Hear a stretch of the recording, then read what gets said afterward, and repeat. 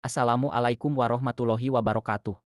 Wilujeng sumping dulur-dulur sadayana, baraya urang nu di kampung nu di kota, anu karasep, gareulis, barager, saroleh, pokona maneh anu nongton video ieu sing sarehat jeung gede milik, sing digolontorkeun rizki anu barokah ti Gusti Nu Maha Kawasa. Coy maneh apal teu buek. Ayeuna urang rek ngabejaan ka maneh ilmu anu mangpaat supaya maneh pinter jeung moal bisa dibobodo ku batur. Di dieu urang rek ngaguar hiji makhluk anu sok aktif ti peuting nyaeta si burung hantu atawa bahasa Jerman nama buek. Buek alias burung hantu teh kasup manuk predator peuting. Manuk ieu geus sumebar ka sakuliah dunya, iwal ti Antartika jeung sababaraha pulo leutik anu jauh. Dikenal salaku makhluk nokturnal, buek teh boga ciri khas nyaeta panonna gede bolotot ka hareup, beheungna leuleus pisan bisa diputer-puter malahan bisa murilip, jeung boga beungeut anu pikasieun siga anu nongton video ieu. Penampilanana nu tenang jeung boga wibawa ngajieun manuk ieu mindeng diasosiasikeun jeung hikmah malahan aya sababaraha jalma anu dipatula-patalikeun jeung misteri. Sanaos katingal santuy, buek teh pemburu nu kacida pinterna, bisa ngapung tanpa sora, jeung boga paningal jeung pangrungu nu luar biasa sanajan ti peuting anu poek. Ari hakaneun buek teh lain comro. Kade. Hakaneun buek mah nyaeta serangga, beurit, jeung sato leutik anu sejen. Biasana ieu manuk teh sok nyumput atawa nyarang di nu liang tangkal atawa gedong-gedong anu geus kolot. Sacara taksonomi, buek teh kabagi kana sababaraha genus nyaeta Tito, Otus, Nino, Bubo, jeung sajabana, jumlahna kira-kira aya 222 spesies di sakuliah dunya.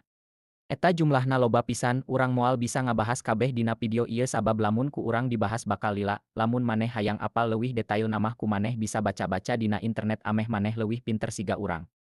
Di Indonesia sorangan aya 54 jenis, jeung 30 di antarana endemik. Saban spesies miboga sebaran jeung status konservasi nu beda-beda, ti nu umum nepi ka nu langka jeung kaancam punah.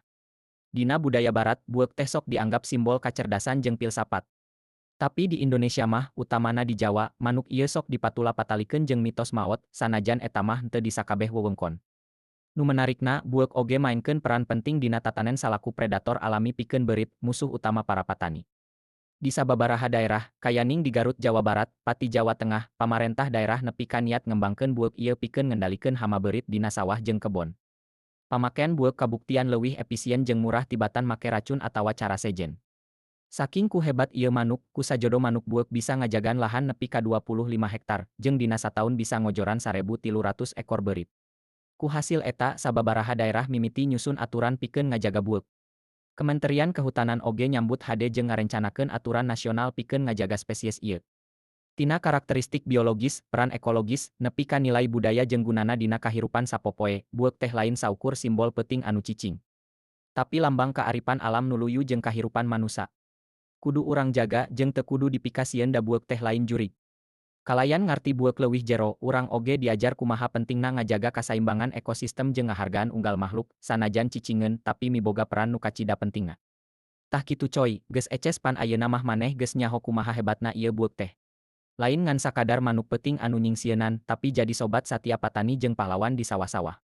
Mun urang bisa ngajaga jeung ngahargaan alam, tangtu alam oge moal bireu ka urang. Omat, ieu video bagikeun ka barudak maneh, bisi barudak maneh can arapal kana ilmu anu mangpaat ieu. Hatur nuhun, sing barokah hirup maneh kabeh nu nongton video ieu, urang patepang deui dina video salajengna. Tong hilap like, komen jeung subscribe channel YouTube aing konten edukatif 8087. Wassalamualaikum warahmatullahi wabarakatuh, salam kabaraya maneh sakampung.